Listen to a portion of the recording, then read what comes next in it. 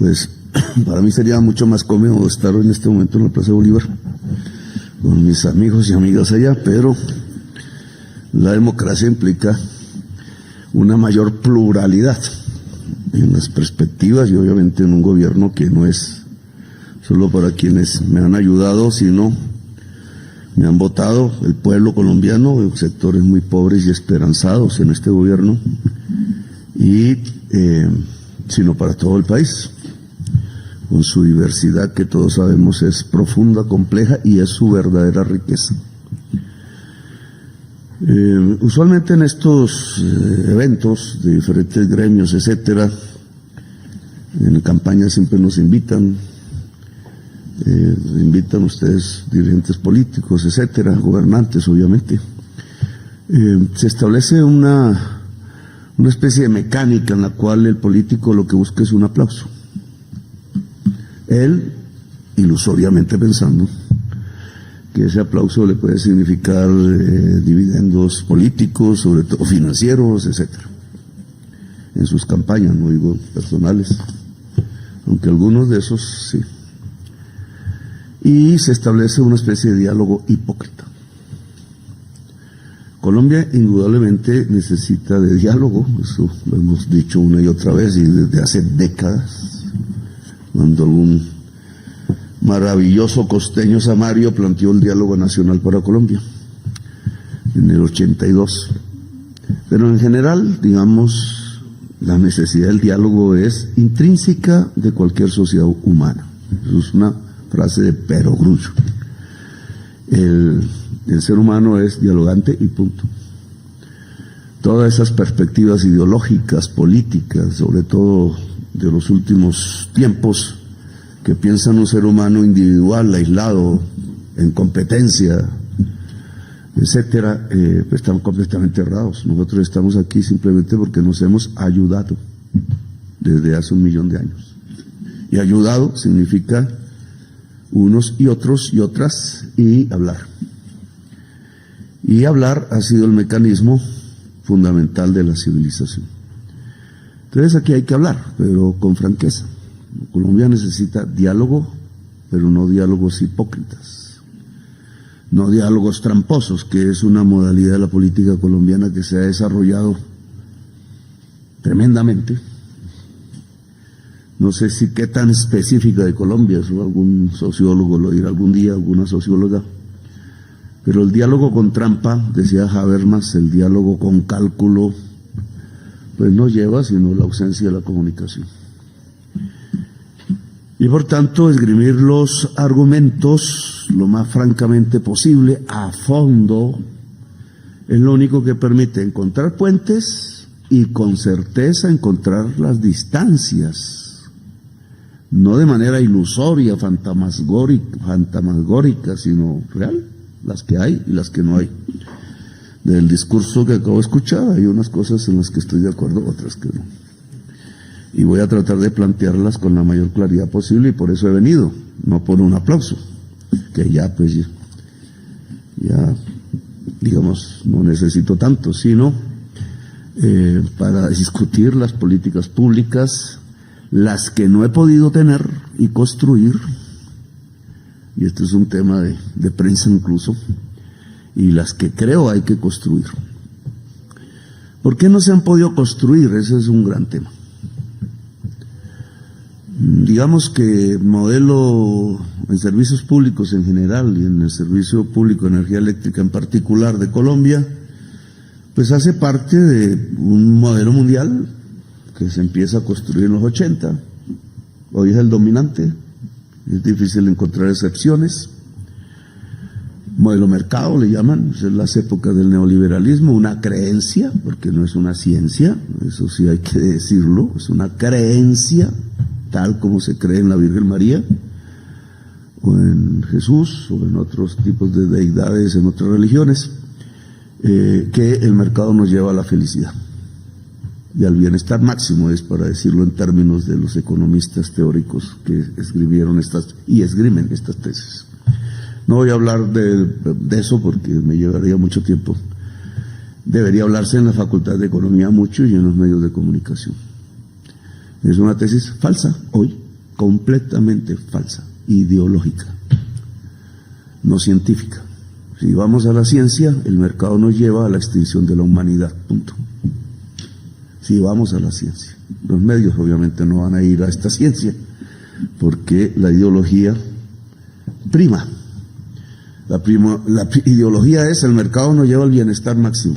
La ciencia lo que dice es el mercado nos lleva a la extinción, punto. Por tanto, ciertas tesis pues no son las mismas. Yo sí creo que se necesita presencia del Estado y sobre todo de la sociedad, de la comunidad o como queramos llamar, las personas y las gentes, que aquí particularmente son los y las usuarios. Sin usuarios no hay nada aquí. Luego ese factor es fundamental, su presencia, su visión, que es diversa en las regiones, etcétera, sus culturas. Sin eso no hay una política pública de servicios públicos en Colombia que funcione. Lo dejo como parte del... Entonces no es tanto la intervención, porque entonces se está viendo el coco estalinista, o soviético, como quieran llamarlo, coco, porque la Unión Soviética, a pesar del dicho de la cabal, no existe. Y esa visión no existe como opción para el mundo. Nadie la está levantando, nadie. Pues al menos algún nostálgico por ahí, pero viejito, pero nadie. Entonces eso no es lo que hay que plantear como el centro del debate, no es la intervención. Es una construcción que no es necesariamente mercantil, aunque use el mercado, y que debe tener como principio general, en este caso, dado que los dineros provienen primero del público y segundo de la ley, las normas que rigen esta materia para bien o para mal, pues entonces los usuarios tienen un papel aquí fundamental. Que se haya construido o no, bueno, eso tiene toda una complejidad.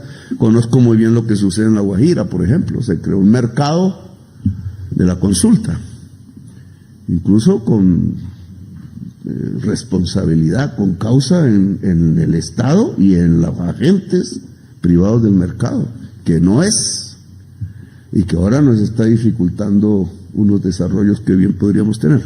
Pero bueno, digamos, ese mercado creado en los 80s hoy está en crisis. Y eso es lo que tenemos que reconocer en el contexto actual. No voy a decir si Gaviria tuvo razón en el 90 y pico, porque yo creo que la tuvo en su momento de crisis, cuando hizo crisis el anterior modelo de energía eléctrica. Yo creo que la tuvo. En lo que no la tiene es el mantener el modelo, porque el tiempo pasa y la historia fluye.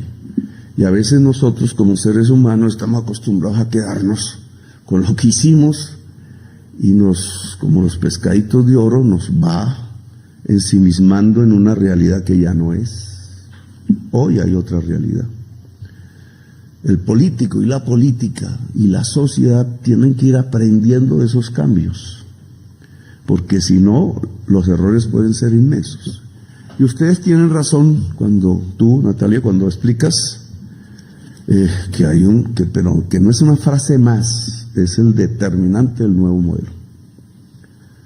Y por eso me parece que hay que subrayarlo para hablar de estas materias más concretas ahora. Determinante de un nuevo modelo hoy es que estamos a punto de la extinción de la vida en el planeta. Por el mercado. No porque el Sol creció, ni porque Marte se acercó, o porque la magma de la Tierra se infló. Por el mercado, amigos y amigas. Luego tenemos que corregir. Si no estamos en el ánimo de corregir, es muy difícil que el diálogo llegue a una conclusión. Porque lo que vamos a tener en cualquier parte del mundo y cada vez más es estallidos, tensiones, hasta guerras, como lo estamos viendo ahora, guerras por la energía vieja, porque no hemos sido capaces como humanidad de la necesidad de asumir de manera rápida, pronta y billonaria en dólares los retos de la crisis climática y por tanto de la descarbonización de la economía, de la cual una parte, solo una parte es la matriz energética. Una. En ese contexto, si ¿en qué cambia el modelo? ¿Y cómo nos afecta en Colombia, donde estamos? O en América Latina, o en América del Sur.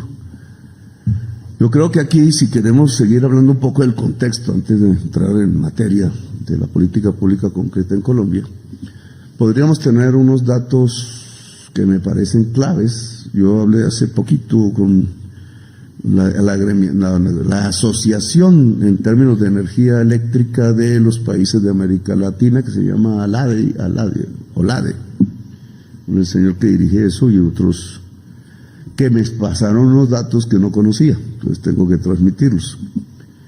Los Estados Unidos de Norteamérica y Canadá, allá en el norte de América, emiten más o menos o necesitan 1.200 gigas de energía eléctrica al año, más o menos, 1.200.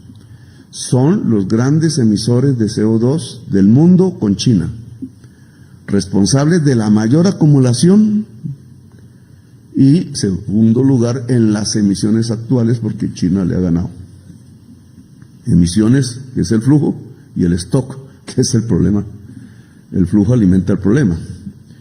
Entonces, ese stock ya es irreversible.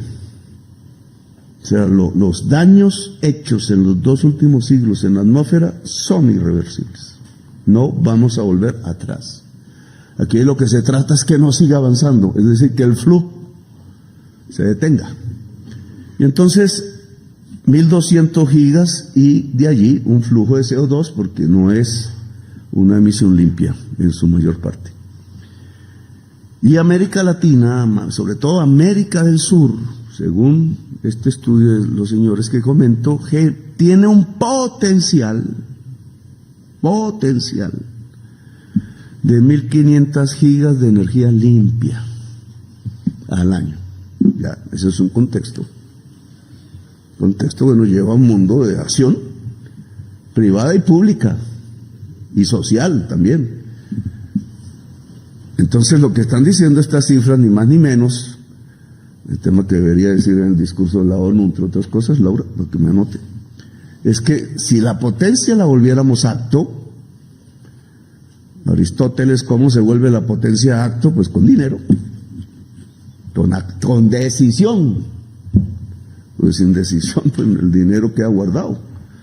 Si los 1.500 gigas se pudieran volver hecho ahora, mágicamente, llamémoslo, con una enorme inversión, cuya plata está atesorada en los Estados Unidos, no es que no haya plata, está guardada, 600.000 millones de dólares, de los derechos especiales de giro, la época de COVID que ellos no se gastaron. Entonces, y que ellos ya han destinado para la transición, solo que la están pensando en términos nacionalistas, Tatiana, es dentro de los Estados Unidos. Pero si estos 1.500 gigas se volvieran realidad, nosotros podríamos decir hoy que América del Sur le permite a Estados Unidos la plena descarbonización de su matriz energética, es decir, quitamos el segundo emisor del mundo, lo cual significa, la prensa aquí me critica estas frases, que ayudaríamos a salvar la humanidad. Y sustancialmente, no marginalmente, sino sustancialmente, sería el primer hecho de la historia reciente de la humanidad que en realidad podría detener los crecimientos de flujo de CO2 aumentando el acumulado en la atmósfera. Miren eso. Miren si América del Sur no tiene importancia hoy, o si no deberíamos darnos cuenta de nuestra importancia y del camino que tenemos que coger, pero ya y rápido. Lo dejo como contexto, porque esto nos lleva entonces al problema tecnológico y de inversiones y de mercado y como tú quieras llamarlo, y del papel del Estado. Entonces, ¿cuál es el propósito de este gobierno del cambio? Pues desde Colombia podemos incidir en América del Sur, vamos a ser presidentes de, si nos dejan, de la comunidad, la CELAC se llama. Incluso tengo la responsabilidad de hacer la de China, CELAC China y CELAC Europa. Y con Estados Unidos hablamos todos los días, digamos, hay un diálogo. Y trato de que no sea hipócrita ni retórico, sino sobre esto como el centro de una integración humana hoy, fundamental, porque si no, lo que siguen son las tumbas. Entonces, aterricemos en Colombia, digamos.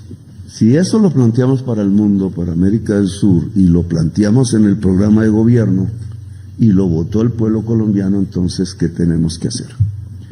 Pues dentro de la institucionalidad colombiana, las normas existentes que se podrían variar, y no he podido. Entonces la pregunta es ¿por qué no he podido?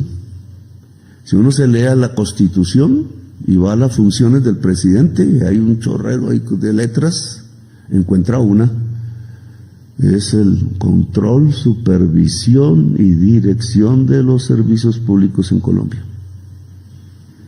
Función constitucional del presidente. Entonces, claro, cualquier campesino en Córdoba me podría decir, ¿usted qué ha hecho? Si usted tiene la función constitucional, y me tocaría explicarlo, algo que él no entendería ni nadie, que a pesar que eso lo dice la Constitución, un magistrado del Consejo de Estado de apellido Cerrato decidió que no, en un fallo, etcétera. No quiero plantear más debates con el Consejo de Estado porque yo tengo mi libertad de crítica. Porque tendría que preguntarme, ¿y por qué? Porque tendría que ligarlo a una serie de acontecimientos. ¿Cierto? Que no es solamente eso, o sea que no solamente desaforaron, sino que le quitaron la función constitucional al presidente en materia de servicios públicos. Es por qué no funciona la CREC. Al final, pues es la instancia que también la ley, no tanto la Constitución, sino la Ley de Servicios Públicos le dio en delegación de facultades del presidente, que es un decreto de César Gaviria, que este presidente podría derogar, le dio unas competencias en estas materias de las que vamos a hablar, ¿cierto? La CREC.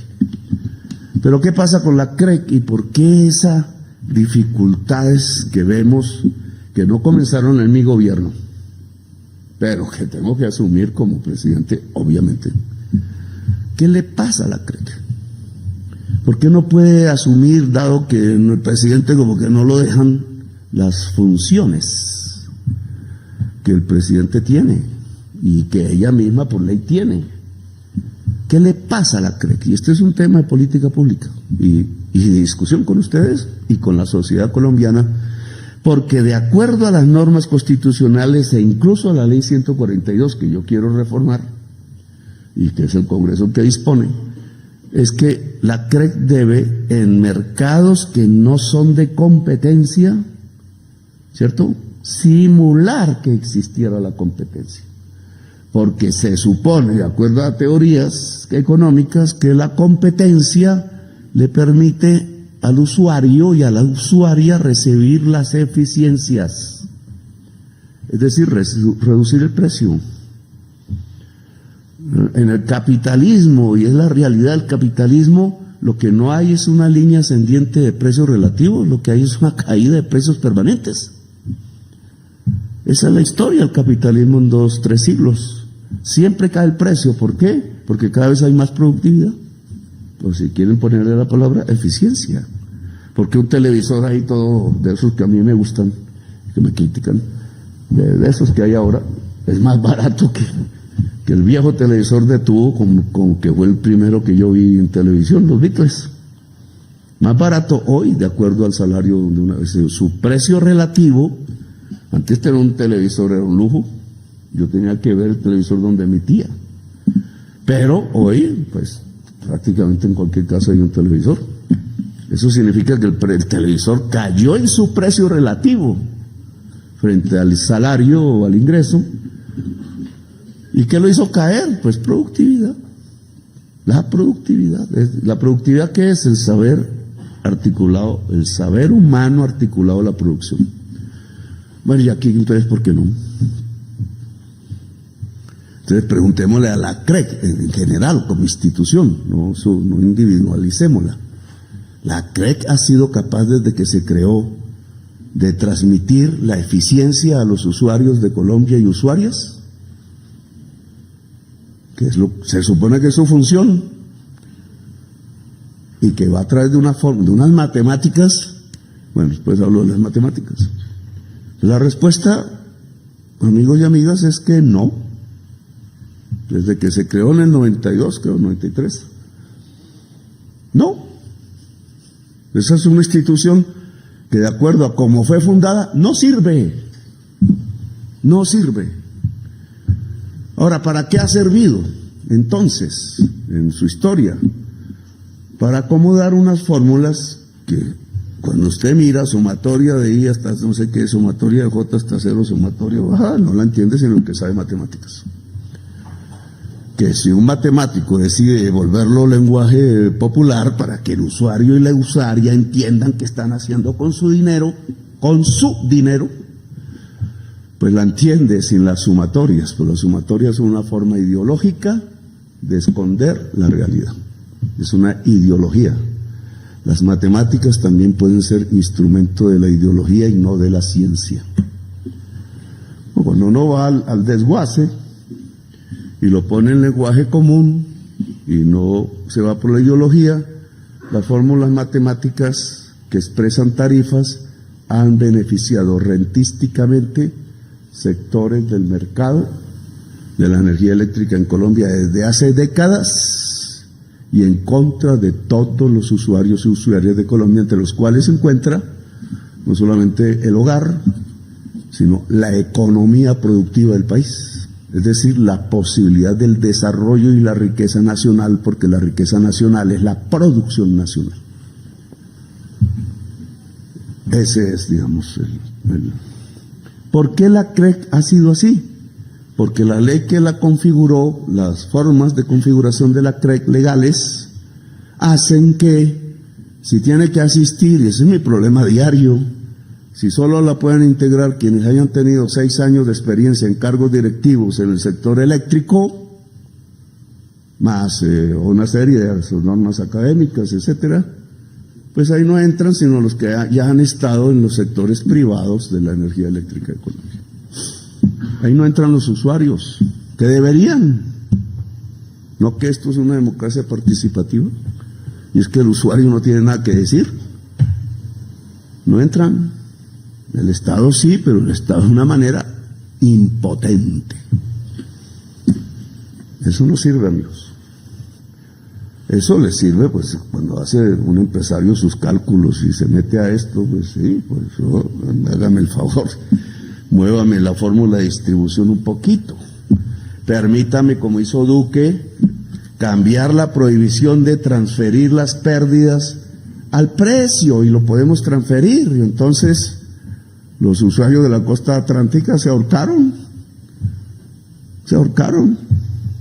¿Eso cómo lo hicieron? Cambiando la matemática, ahí sin ningún problema. Ahí no hubo magistrado que lo impidiera. Si yo quiero hacerlo al revés, presidente no es presidente. Y el poder público no es de 3. Y el poder que hay que respetar es el poder presidencial electo por el pueblo. Eso no es una democracia. Y no es una crítica sino a esto que está pasando con los servicios públicos en Colombia, porque esto va a terminar mal si no lo cambiamos. Porque es creer que los usuarios y las usuarias van a mantenerse como los esclavos hace unos siglos, aguantando el rejo sin rebelarse, y eso no es cierto. Esta es la humanidad en Colombia. Yo soy un representante, una especie de alerta, de que el pueblo colombiano no sigue por ahí, y que hay que entenderlo, y hay que acompasarse a unas nuevas realidades que incluso son tecnológicas. La CREC debe cambiar normativamente, porque la CREC debe responder no solo a los operadores privados del mercado, sino a la ciudadanía colombiana a través de sus usuarios y usuarias. Y yo diría a los sectores productivos del país. Porque ahí paso a otra tesis, digamos, dejémoslo como punto de discusión. Entonces, el resultado de la CREC que ha dejado hoy en Colombia. ¿Por qué el presidente no puede configurar la CREC? Cuando se acerca, tumban un magistrado. No, magistrado no, un comisionado, que ahora los del Poder Administrativo se llaman a sí mismos magistrados y entonces nos cambian las ideas como en el Consejo Nacional Electoral, pero no, son comisionados. ¿Por qué el presidente no ha podido? Porque no encuentra personas independientes del sector privado y afines a los intereses de los usuarios que hayan tenido 6 años de experiencia en cargos directivos del sector eléctrico y paquete. Han sido profesores 20 años y expertos con doctorados donde ustedes no se imaginan. El profesor Prías, un ejemplo, lo acaban de destituir. ¿Por qué? Porque la norma no dice que tenga doctorado 20 años o no sé qué, eso no les importa, sino que tenga 6 años dentro del sector eléctrico, y eso me da que tiene que salir de ustedes. Y así no vale. Así no vale la discusión y el diálogo con el poder público con franqueza. Entonces voy a esto que es el resultado. Digamos, ahí tienen en ese cuadro, lo presenté en Manizales, hace parte de nuestro intento de cambiar la fórmula de generación eléctrica. No solo opción tarifaria, que es un desastre de Duque, indudablemente, y aquí estamos todos de acuerdo que hay que ver cómo lo quitamos. Pero esto es generación, que es en donde estamos, que es, como bien dijeron aquí, una parte importante del precio final de la tarifa, digamos. Pero aquí este cuadro interesante tiene que son varios años, incluso antes del COVID. Los datos que tenemos hasta el 2024, o sea, nos reflejan cambios coyunturales, pero también, que es lo importante, una línea estratégica estructural, llamémosla. Y por tecnologías, dice tu discurso, no discriminen tecnologías, toca, doctora Tatiana.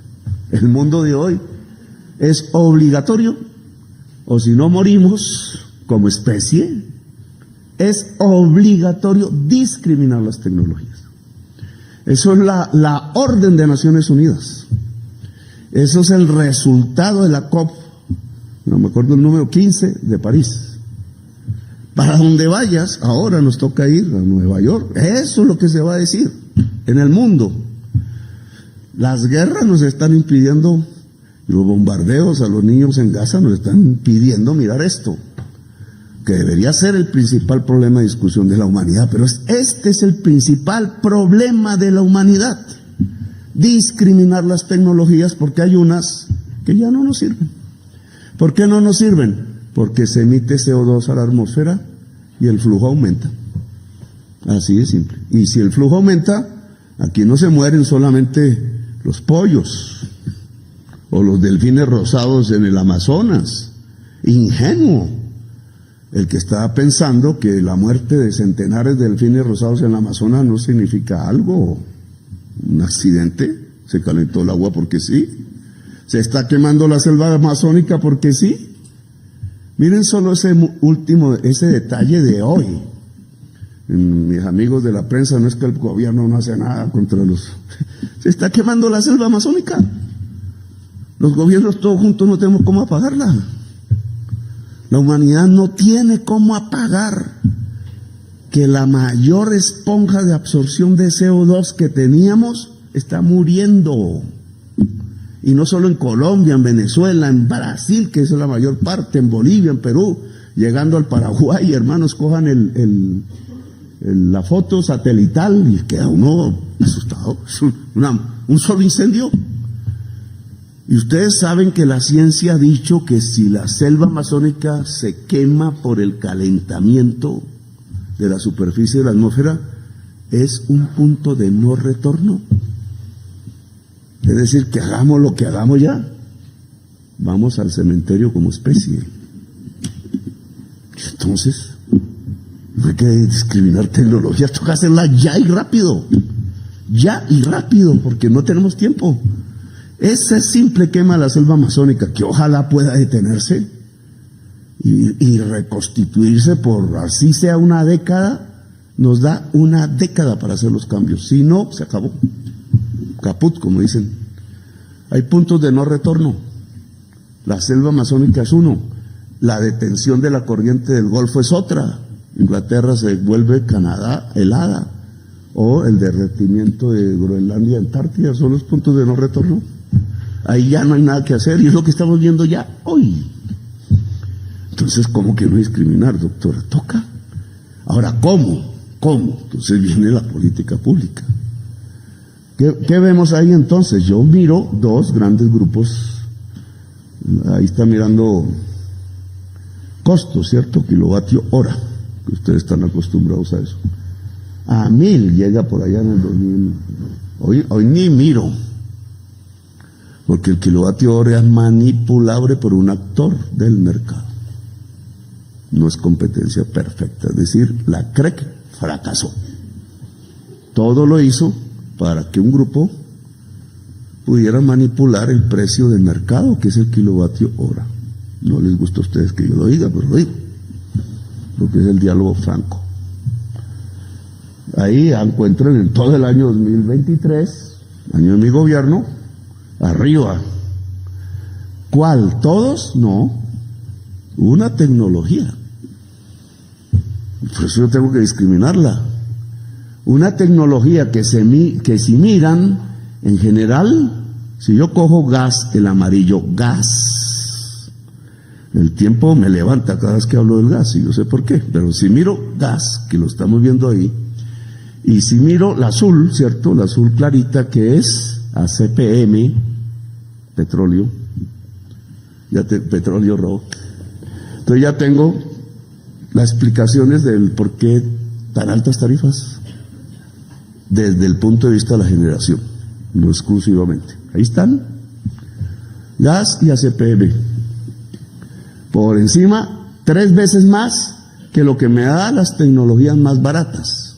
¿Cuáles son las más baratas? La naranja, que es agua, ¿cierto? El carbón, por la abundancia colombiana de carbón, que es la gris. Y la solar me aparece allá porque hasta ahora la estamos poniendo. No quiero decir solo Petro, Duque hizo aquí un esfuercito al final. Y ahí ya aparece, no quiero decirlo. Entonces, ¿por qué no decirlo? Duque entendió en los discursos mundial, porque Duque era el que se reía y se burlaba cuando yo decía que aguacate por petróleo, ¿no? En Nueva York, pero no, claro, es que si uno toca el mundo, sabe qué está diciendo el mundo. Y nosotros también, de a fondo. Y entonces el verde ya aparece por fin allá atrás en el 2024, que es solar. Entonces ahí hay 2 grupos de precios. Hay 2 grupos de precios. Le llamaría energía limpia sin carbón y el precio es bajo. 3 veces menos, más o menos, que las energías fósiles, cuyo precio es 3 veces más. Entonces, claro, desde la perspectiva del ciudadano del común, yo aquí puedo hacer una tesis, puedo hacer una política pública, y desde la perspectiva de un empresario de energías limpias, no de las energías fósiles, habría un error de percepción, puedo hacer otra política pública. ¿Cuál haría la CREC? Desde la perspectiva de alguien que piense en el interés general, yo creo 2 tipos de precios, ¿cierto? Uno, para el conjunto de las energías limpias, vamos a llamarlo así, agua, sol, ahí cabrán más, la térmica, ojalá la tengamos, ROA, el hidrógeno verde que nos está dando dolores de cabeza, pero bueno. Y otra que es las fósiles, que son emisoras de CO2. ¿Cuál es la diferencia entre fósil y limpia? La emisión de CO2, o sea, el principal problema de la humanidad. Entonces, las fósiles, 3 veces más. Tendría otro precio. Otro. ¿Qué hizo la CREC? Ligó un solo precio al más ineficiente. ¿Sí? Y entonces el empresario que hace energía con agua no vende al costo de lo que le representa hacer energía con el agua, sino que allá se pega al más alto precio ineficiente, que es el gas. ¿Quién gana y quién pierde? Y primero, ¿esa fórmula es conveniente? Para el conjunto, no para el empresario, porque obviamente él va a decir que sí. De ahí salen billones de pesos, billones, a los propietarios de generación de energías limpias. Billones. Pero esos billones no saldrían si no hubiera ineficientes, de acuerdo a la fórmula. Esto en teoría, y solo para dejarlo aquí para los recuerdos académicos de estas reuniones, eso se llama la teoría de la renta ricardiana, hecha por David Ricardo en los principios del siglo XIX, fundador, padre de la economía, de la teoría del valor, y desde el punto de vista de la renta diferencial, no superado hasta el momento, solo olvidado en algunas facultades de economía y en algunos medios de comunicación. No voy a meterme ahí en la teoría de la renta diferencial la construye sobre la tierra.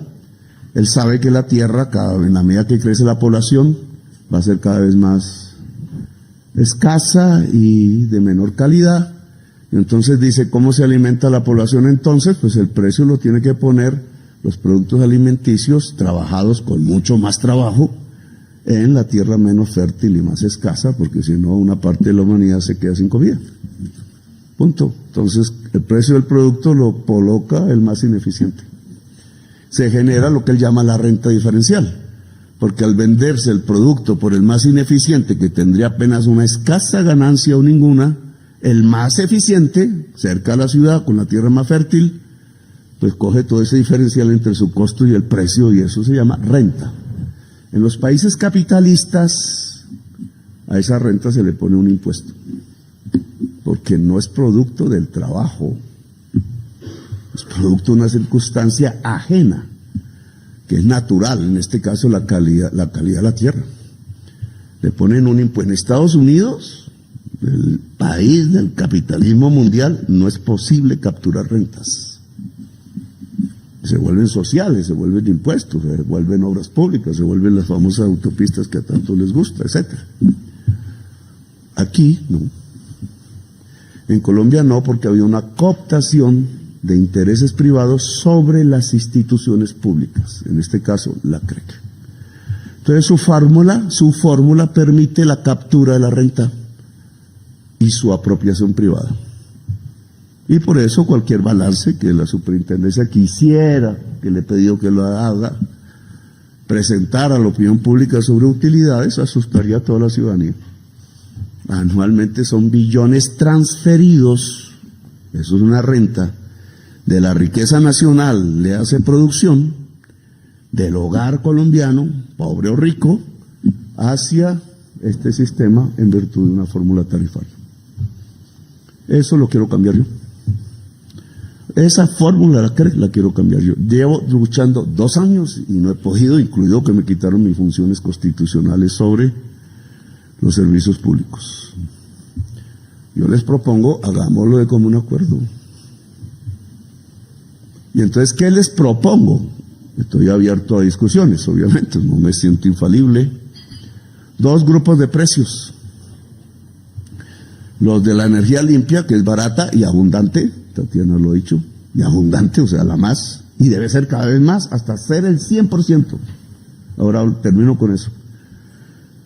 Barata, de acuerdo a nuestra potencialidad colombiana, de acuerdo a nuestra potencialidad suramericana, nosotros en lugar de estar ordeñando el mercado interno, deberíamos estar exportando energía en grande, porque aquí la ganancia no es por unidad, sino por volúmenes, como en el petróleo, Roa, ¿no es?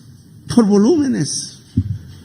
Es un cambio obviamente de mentalidad empresarial, no estoy expropiando empresas, porque el papel de Colombia es ser exportador de energía limpia. Natalia, perdón, Natalia, que ya cuando uno se va volviendo viejito. Perdón. Entonces, 2 grupos, ahí es fácilmente distinguible. Entonces, energías fósiles, para no ponerle otro nombre, gas, ACPM, hay otros ahí, pero digamos estos son las fundamentales, y agua y sol, carbón debe salir. agua y sol. Puede haber viento, está empezando, puede haber magma de la tierra, puede haber olas, bueno, hay una serie de cosas nuevas, pero lo que tenemos hoy es agua y sol. Agua y sol son complementarios en Colombia. Uno de nuestros grandes errores de falta de planificación, pusimos el agua en la misma zona climática.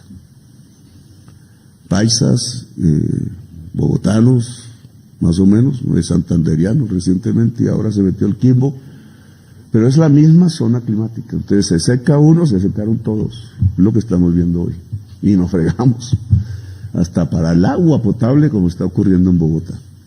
Eso es un error, porque nosotros tenemos diferentes zonas climáticas que cada vez no funcionan menos porque el clima no lo podemos predecir. Pero si hubiéramos tenido la represa del Micay, que he pedido a mi gobierno que la planifique y la eche para adelante en lo que podamos, pero es que dentro de los gobiernos hay intereses. Bien decía alguien, un estudioso latinoamericano, el Estado es una arena de conflicto. En el Estado, a diferencia de lo que decía Marx, que era una máquina de una clase contra otra, que fue el Lenin el que dijo eso, decía, no, es que ahí mismo se genera el conflicto dentro del Estado. Y entonces el funcionario que para, el funcionario que mete esto, el funcionario que cobra el billete, entonces no hay proyectos y no hay comisión, es corrupción, el funcionario que defiende al petrolero y no al del sol, etcétera. Entonces todo eso entraba una política pública, pero eso no es excusa, hay que hacer la política pública. Entonces, sol y agua son complementarios. Como el agua podría ser complementaria si hubiéramos hecho embalses en el Pacífico, la zona más lluviosa del mundo. Nosotros muriéndonos de sed en Bogotá. Ya ha vivido varios episodios. Entonces, ¿qué hicimos? ¿Dónde está el genio de la élite colombiana? No, Medellín y Bogotá, punto. Eso se llama el centralismo mental, que es producto de una historia que no voy a repetir aquí, pero que no nos hemos desatado de esa historia. Resulta que potencialmente el Pacífico hoy en agua nos debería estar dando energía y la caída hacia los llanos. No. Entonces, bueno, pero digamos, y el agua y el sol son complementarios, porque si hoy hay sequía, como si hay, y no estaba en nuestros planes. La pasada sí, pero esta nos cayó y se está quemando la selva por eso. El sol está. ¿O no? Lo que hay es sol, solo que no lo estamos aprovechando. Estaríamos complementando. No deberíamos estar asustados por eso. Nos falta el agua, pero está el sol. Y cuando hay mucha agua, no hay tanto sol. Son complementarios. Por ahora, digamos, en un tiempo no podré decir lo mismo. Bueno, entonces sol y agua, más barato. Relacionado con sus costos. No estoy diciendo quitar la ganancia, estoy diciendo quitar la renta. Y esa es mi propuesta. Y claro, es un sacrificio para sacrificio pensado en términos del inmediato pasado, pero es lo que nos hace sostenibles, porque esa energía barata se la podemos llevar a Estados Unidos y vender en masa, fuera de, pues, cumpliendo ya nuestro mercado interno. Tenemos cantidad, sobre todo de sol, para vender. Y entonces, en vez de tener ganancia, renta por unidad, tener ganancia por unidad, más poco, pero volumen. Propuesta, claro, eso necesita entonces líneas de transmisión, el hidrógeno verde que permitiría transmitir esta energía.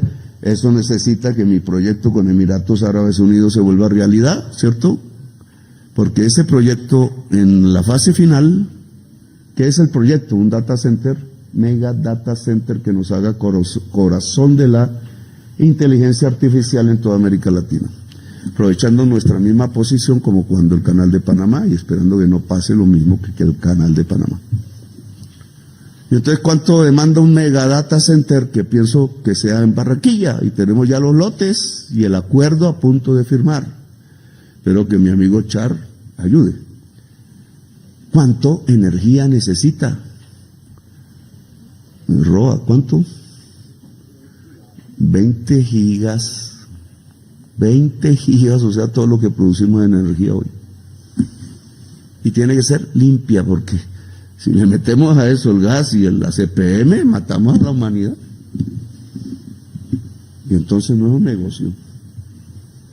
Sin pensar en otros. Los franceses me hablan del aluminio verde, que nosotros no producimos aluminio. Pero ellos dicen, no, es que porque ustedes tienen aquí energía limpia, cerca a Toluca, un puerto. Bueno, entonces la geografía que nos ayuda. Entonces traemos la materia prima de Brasil y hacemos la fábrica refinadora aquí. Vendemos aluminio verde y los chinos están vendiendo aluminio, pero fósil. Tenemos la ventaja y así podríamos hacerlo. Es decir, la industrialización de Colombia depende de aprovechar nuestra ventaja, que es natural, ni siquiera es competitiva. No natural, es natural, el sol y el agua. Pero para eso hay que cambiar este sistema feudal de tarifas, de ganancias enormes de corto plazo, pero insostenible. ¿Por qué es insostenible? Y ahí vengo a la discusión, Natalia. Porque tenemos que reemplazar gas y ACPM por sol y viento, y otras. No cierro ahí, otras. Porque es cierto que debe haber complementariedades, seguridades. Y yo estoy aquí, vengo 2 años repitiéndolo, diciendo cuál es porque no quiero sacar, porque entonces ahí hay unos empresarios, ¿cierto? A veces los mismos del agua y el sol. Unos empresarios. No estoy diciendo que se acaben. Estoy diciendo que se presente incluso lo que he dicho, ¿dónde? La plata de los cargos de confiabilidad, esa vaina. ¿Qué? ¿Dónde está? Las EPS tienen las reservas técnicas, hemos descubierto que desaparecieron. Ese es mi pleito con Enrique Vargas Lleras en la nueva EPS, que parece que hoy falló la Consejo de Estado a mi favor. Pero puedo demostrarlo completamente, papel con papel. Billones.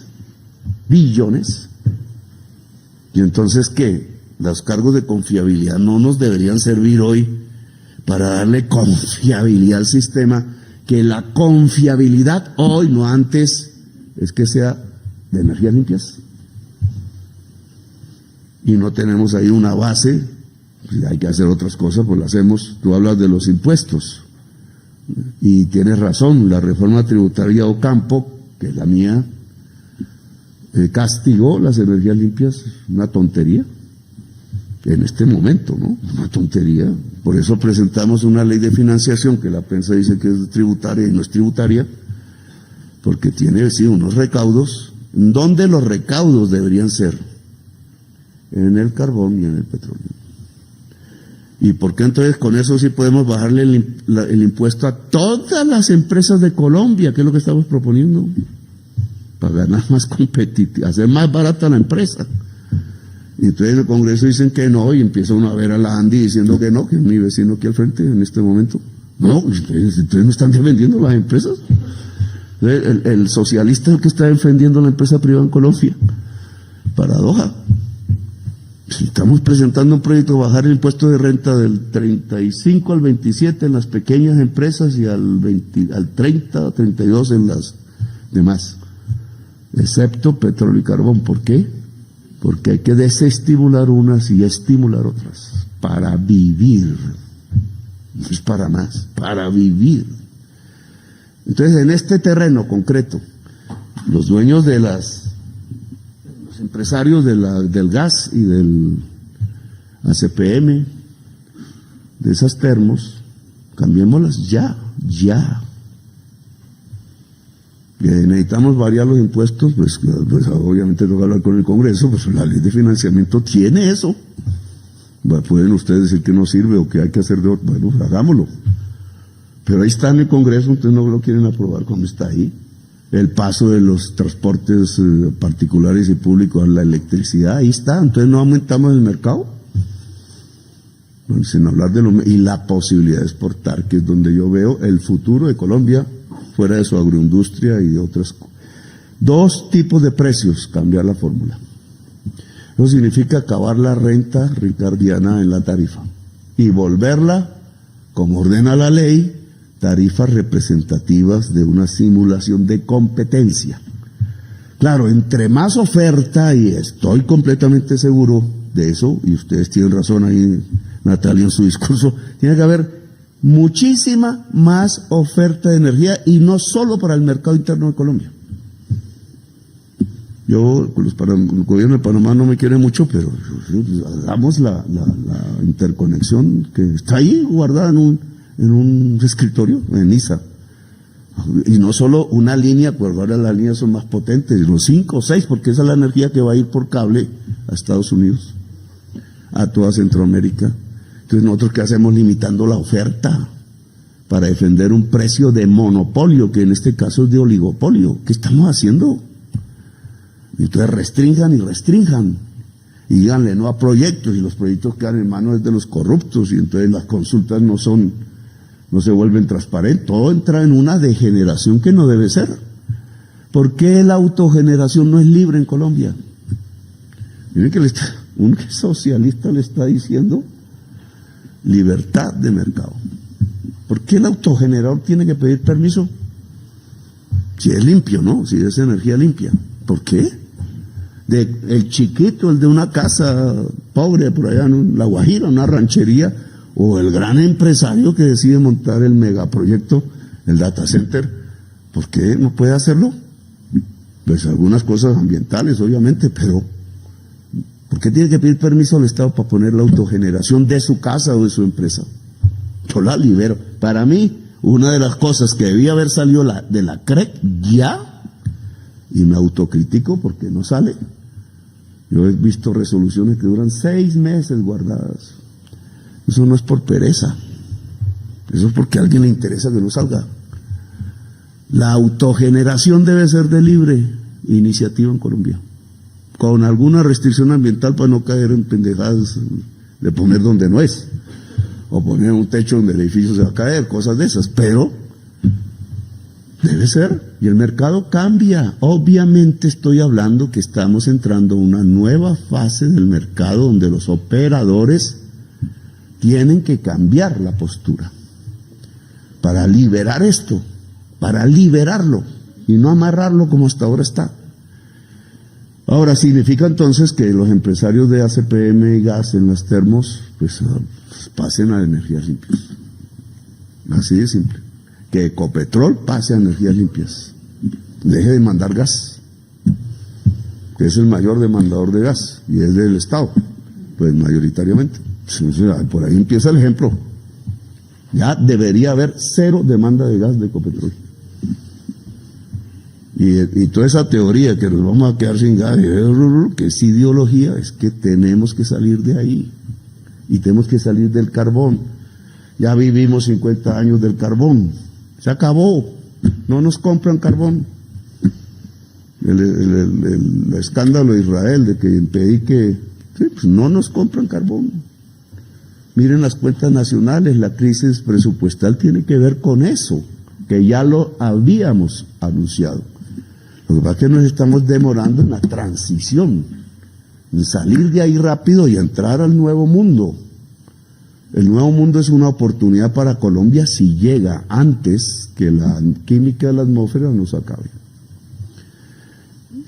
Entonces, digamos, esa es nuestra política, más o menos aquí claramente explicada. Eso se vuelve matemática, sí, se vuelve fórmula, sí, se vuelve normas internas o normas del gobierno, sí, se vuelve leyes, pues tendríamos que ver que es de ley, pero sí, lo podemos hacer con ustedes, sí, pero si hay un cambio de perspectiva, que no es enredarnos mutuamente. Tienes razón, entonces el insulto, pero también está la trampa. Si no, claramente ir a otro mundo, no cometer errores de planificación, ver, ustedes saben más de eso que yo y que muchos funcionarios del gobierno, y ver cómo pasamos a un nuevo mundo, en donde Colombia y ustedes, así no lo crean, tienen la ventaja, pero en otra perspectiva, y donde la economía nacional y sus usuarios podrían ser beneficiados porque la eficiencia, como reza el manual capitalista, se traspasa a los usuarios y a las usuarias, y a las regiones y a la economía. Bueno, gracias por haberme escuchado, muy amables. Gracias.